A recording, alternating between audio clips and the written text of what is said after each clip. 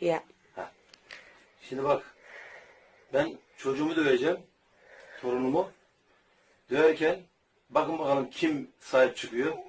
Ama bazen öyle insanlar var ki iki ayaklı hayvanlar var daha doğrusu bu dünyada.